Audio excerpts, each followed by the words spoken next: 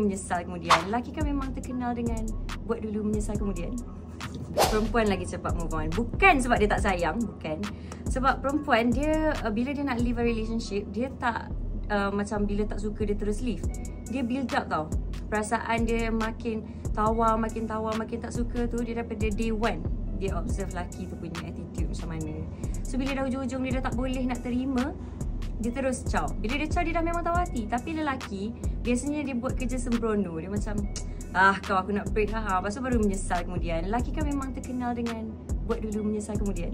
Konsep paling penting, percaya kepada kodok dan kodah lah. Kalau dah memang tak ada jodoh, nak buat macam mana? Memang Allah dah takdirkan macam tu. So believe in God's fate. Betul ke kalau dah break, lelaki lagi senang cari pengganti?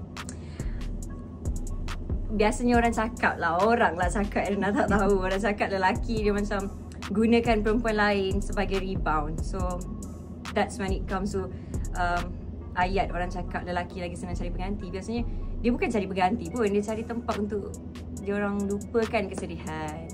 Perempuan pun sama. It's like I said just now, it's not about gender, it's about the person itself.